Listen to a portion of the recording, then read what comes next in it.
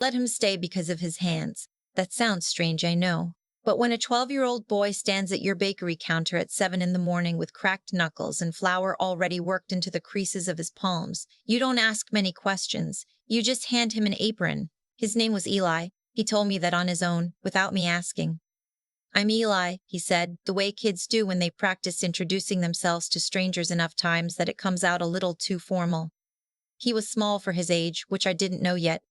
I found out later he was 12. I would have guessed 9 or 10. He had that look kids get when they haven't been eating right. Not starving, but hollow somewhere behind the eyes. I should have called someone.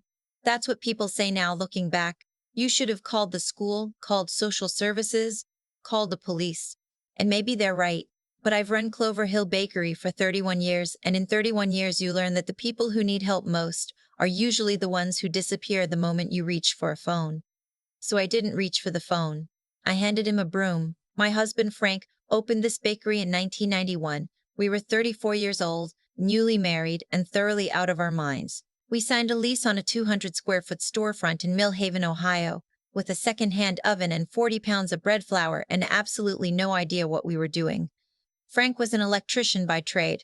I'd worked the counter at my mother's diner all through high school. Between the two of us, we had exactly enough knowledge to make a lot of expensive mistakes. We made them. And then we learned from them. And 31 years later, Clover Hill was the kind of place that had its own parking problem on Saturday mornings and a waiting list for wedding cakes. Frank died in the spring of 2010. Pancreatic cancer. 8 weeks from diagnosis to the end, which the doctor said was fast and I said was not fast enough because watching someone you love disappear in 8 weeks is its own particular kind of violent.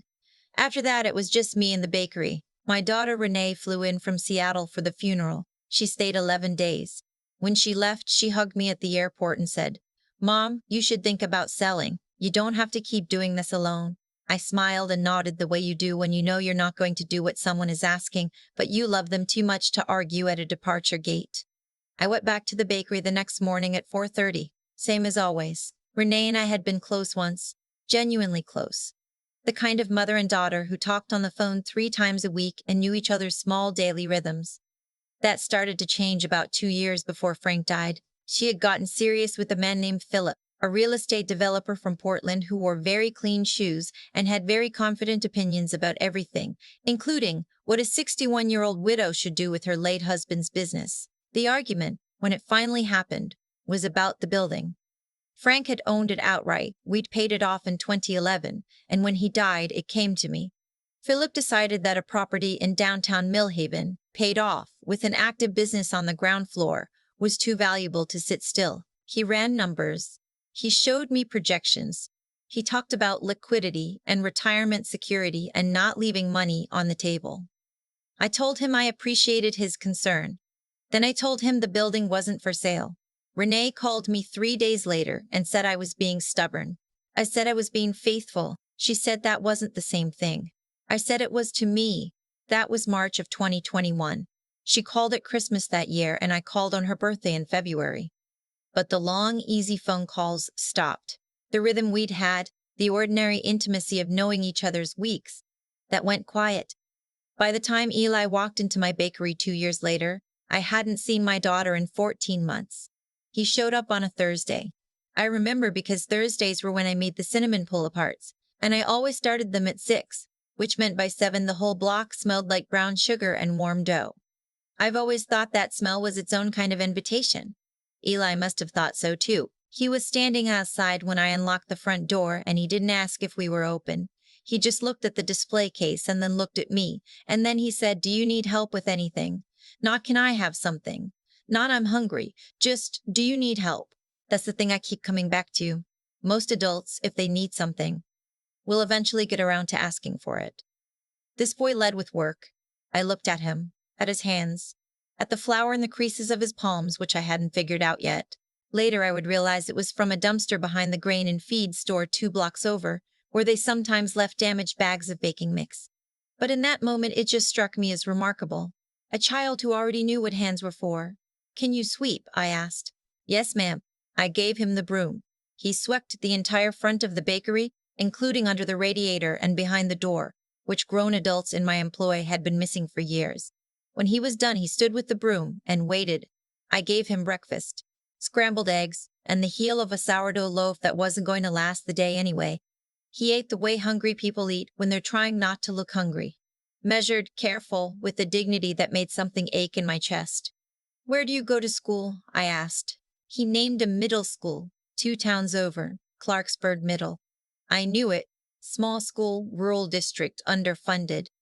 About 40 minutes by car. "How'd you get here?" "Walked some. Bus some." "Does your family know where you are?" He got quiet in the way that answered the question without words. I asked him his name again just to see if he'd change it. He didn't. "Ely," he said. "Ely, Castor." I filed that name away somewhere careful. He came back the next morning.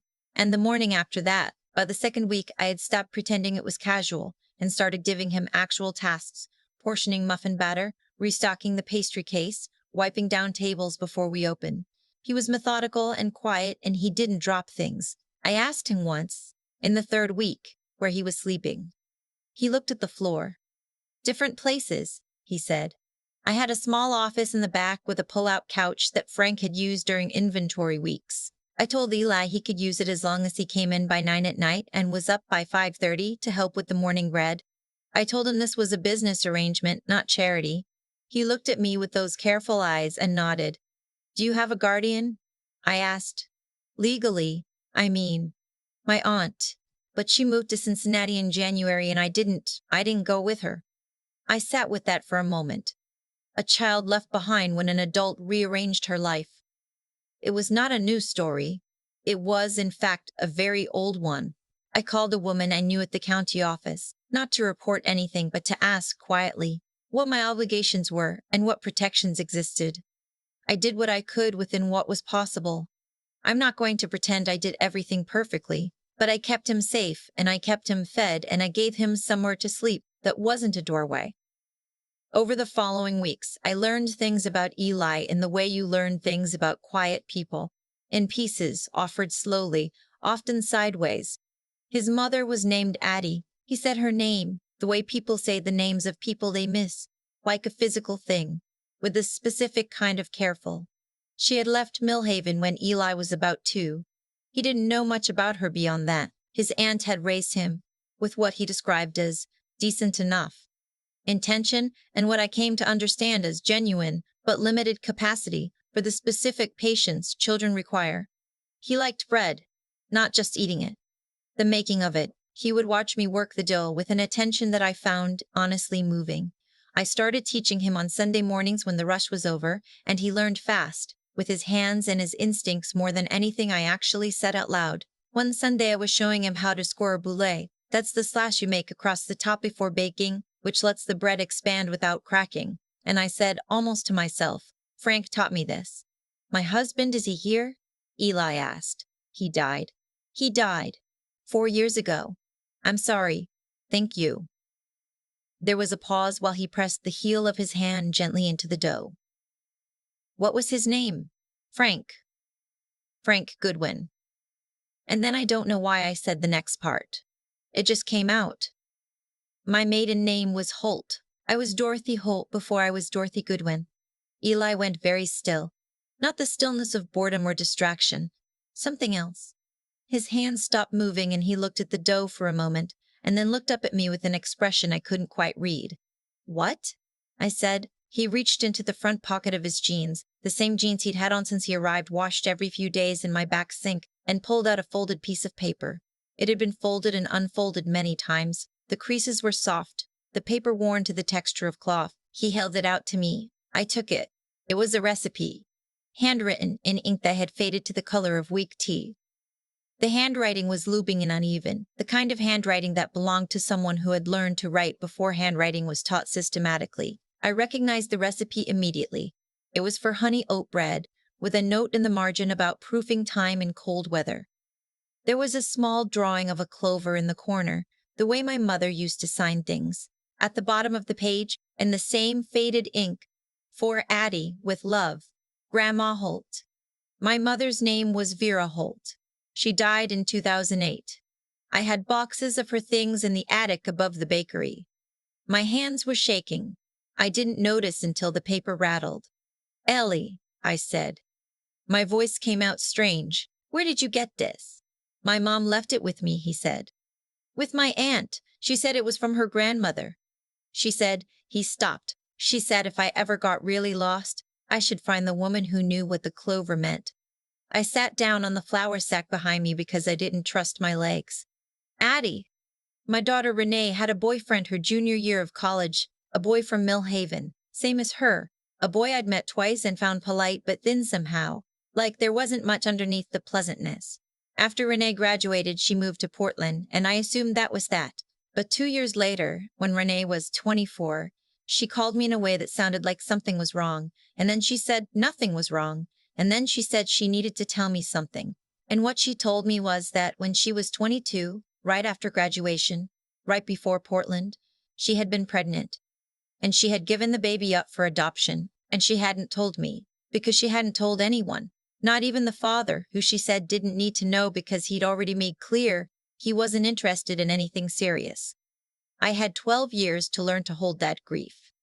The grandchild I never knew I'd lost, the conversation my daughter and I could never fully come back from, no matter how much we both tried, and now there was a boy standing in my bakery with my mother's handwriting in his hands. I asked Eli what he knew about his mother. He told me slowly. Over the next hour, while I made absolutely nothing, and the ovens ticked quietly and the morning light moved across the floor. Addie Castor had been born in a town called Glenfield, Ohio. She had been adopted at birth by a family named Castor. She had grown up kind and quiet, by Eli's account. A person who loved to read and make things with her hands, and who had struggled with what Eli carefully described as getting sad in a way that made it hard to get up. She had left Eli with his aunt 8 years ago. She called sometimes. She sent things in the mail sometimes, including when Eli was 4, a package with a single folded recipe and a note that said, "Keep this safe. It belongs to your family." She had told him his birth grandmother, had a bakery in a town called Millhaven, Ohio. She had told him the bakery was called Clover Hill. He had found his way here on a Thursday morning, led by the smell of cinnamon and brown sugar, and asked me if I needed help with anything. I put my hands over my face and I stayed that way for a while. When I took them down, Eli was watching me with those careful eyes, the same patient attention he gave to bread dough and rising times, and everything that required waiting. "I think," I said, "that you might be my grandson." He nodded slowly, like he had already suspected this but needed to hear someone else say it. "Okay," he said, "just okay." Like it was something he'd been carrying a long time and had just set down. I called Renee that same evening. She didn't answer. I left a message that said only, "Please call me back. It's important. Not bad, just important. Please." She called at 10 o'clock that night, and the first thing she said was, "Mom, what happened?" I told her.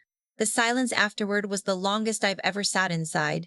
"Mom," she finally said, and her voice had changed into something I hadn't heard in years. Something younger. Something that sounded like the girl who used to call me 3 times a week. How is he?" "He's asleep on the couch in my office," I said. "He's been sleeping there for 6 weeks. Another silence. "He walked into my bakery," I said. "Renee, he found his way here. He had your grandmother's recipe. He led with work." She started crying. I did too. We stayed on the phone for 2 hours. The longest conversation we'd had in almost 3 years. She flew out 2 weeks later. I won't try to write what that was like, her walking through the bakery door and seeing Eli for the first time. Some things resist being made into sentences. I'll just say that Eli stood very straight and looked at her with those careful eyes, and Renee stood in the doorway with her coat half off and said, "You have his hands. You're the man who, She stopped. She tried again. "You have your father's hands." We figured out the question of custody slowly, properly, with a family lawyer and the cooperation of the county. Renee's name was on the original adoption records. The Castor family, Eli's adoptive grandparents, had both passed. His aunt was reachable and, it turned out, relieved. It was not simple. It took months, but Eli stayed at the bakery while we worked through it, sleeping on the pull-out couch, waking at 5:30, learning the difference between soft wheat and hard wheat and why it matters. For a while, things were good. Renee called every few days. She and Eli talked on the phone with the careful politeness of two people feeling out a new language. She flew back twice that fall. Philip came with her the second time, and I made a point of being pleasant, and he made a point of not bringing up real estate, and we managed. Then, 8 months after Eli arrived, Philip called me. Not Renee. Philip. He said he was calling as a friend, which is the thing people say when they are not acting as a friend. He said he'd been looking at the property records for Clover Hill, just out of curiosity, he said, and that current comps in the Millhaven corridor put the building at somewhere between $600,000 and $700,000. He said that now that Renee had a child to think about, she needed to think about her financial future in a more serious way. He said I needed to think about that too. He said a mother and daughter working together could make a smart decision about this asset, and nobody needed to be on opposite sides. I let him finish. Then I said, Philip, this building is not an asset. It's a place. It's where my husband's hands worked for 30 years. It's where my grandson walked in out of the cold. It's where I have kept faith with everyone I've ever loved. And I'm not selling it. He said I was being sentimental. I said yes, I was, on purpose. He tried 2 more times over the next few months, through Renee once, and then through a letter from an attorney that turned out to have no real legal standing. I ignored the letter and called Renee directly. Is this what you want? I asked. Or is this what Philip wants? There was a long pause. Mom, she said, I don't know anymore. Then figure it out, I said. But don't let someone else figure it out for you. 6 months after that, Renee called me on a Wednesday morning. I was in the middle of the sourdough, so I put her on speaker. She said she and Philip had separated. She said she'd been thinking about it for a long time, long before the business with the building, actually. But that had clarified things in a way she was grateful for, even though it was hard. She said she wanted to move back to Ohio. I kept working the dough. I didn't say anything for a moment, because I was afraid if I said the wrong thing I would upset the fragile, careful architecture of what she'd just told me. There's an apartment above the bakery, I said. It's been storage for years, but we could clear it out. She laughed. It was her old laugh, the easy one. Ely would be right downstairs, she said. Yes, he would. Mom, yeah? I'm sorry for the years we lost. I'm sorry it took me so long. I thought about what to say to that. I thought about Frank and the bread and a small boy standing at a counter with cracked hands and no one to ask for help from and the good sense to lead with work anyway. The important thing, I said, is that the people who are supposed to find each other eventually do. Eli is 15 now. He's grown about 4 inches in 2 years and has the appetite to prove it. He works the counter on weekend mornings with the ease of someone born to it, which in a way, I suppose he was. He knows the regulars by name and he remembers what they order without writing it down, and he is, by general agreement of everyone in Millhaven, the most reliable employee I have ever had. Renee moved into the apartment upstairs 8 months ago. She is working remotely and learning to bake, which is harder for her than it is for her son, and she knows it, and we laugh about it together. Last spring, Eli helped me make a new sign for the front window. He designed it himself, hand-lettered, with a small drawing in the corner. A clover. 3 leaves, the way my mother always drew it. I asked him once what made him keep that recipe all those years. He thought about it for a while. It was the only thing that had my family's name on it, he said. I didn't want to lose the last piece of something I hadn't found yet. I don't have a better way to end this than that. Some things don't need improving. The bread is ready. The door is open. Come in. I've been thinking a lot lately about what it actually means to hold on to something. For years, too many years, people told me that keeping the bakery was stubbornness dressed up as loyalty. Philip said it. A few well-meaning friends said it. Even Renee, in her own careful way, implied it. And I understood their logic. A paid-off building in a growing corridor, an aging owner with no succession plan. On paper, letting go looked like the smart thing, the financially responsible thing. But here's what I've come to believe, and I don't say this lightly. The things we hold onto with our whole selves are sometimes the only fixed points in the universe that allow lost people to find their way back to us. If I had sold Clover Hill, Eli would have walked past an empty storefront one Thursday morning, led by the smell of someone else's bread, with nowhere to stop and no one to ask him if he needed help with anything. The recipe in his pocket would have stayed folded forever. What happened between Eli walking through my door and Renee moving into the apartment upstairs wasn't luck or coincidence. It was the consequence of a long chain of choices. Mine, Renee's, Addie's, even Eli's aunt's, stretching back over 12 years. Every choice had a weight. Every silence had a cost. Renee's silence cost us years we can't recover. My refusal to sell cost me Renee's presence during some of the loneliest winters of my life. And Addie's choice. Whatever drove her to send that recipe to her son with instructions to find the woman who knew what the clover meant, that choice turned out to carry more love inside it than I think even she realized. What I've learned from all of it is this. Integrity is not a dramatic thing. It doesn't announce itself. It's just the quiet daily act of staying true to what you said matters to you, even when the cost is high and the reward is invisible.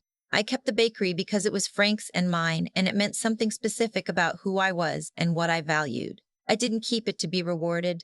I kept it because letting it go would have required me to become someone I didn't recognize. And I really do think, that when you refuse to become someone you don't recognize, you make yourself findable to the people who are looking for you, even the ones who don't know yet that they're looking. Eli taught me something too, without meaning to. He's 12 years old with cracked hands and no one to ask for help, and he walks into a stranger's bakery and leads with work. That is a kind of intelligence that can't be taught in a classroom. It's the intelligence of someone who understands in their bones that you earn your place in a room, not by demanding it, not by waiting to be offered it, but by finding what needs doing and doing it well. I want to be more like that. I think most of us do, and Renee, I don't tell this story to make her look small. She made the choices she made because she was young and frightened and trying to protect herself, which is a very human thing to do. What I'm proud of is that when the moment came, when the cost of a certain kind of life became clear to her, she was willing to turn around. That takes something too. That takes the particular courage of admitting that the road you've been on isn't the one you actually want. We're all finding our way back to something. Some of us do it sooner than others. The important thing, I think, is that we don't seal off the place we came from before the ones who love us have a chance to arrive. The bread is ready, the door is open,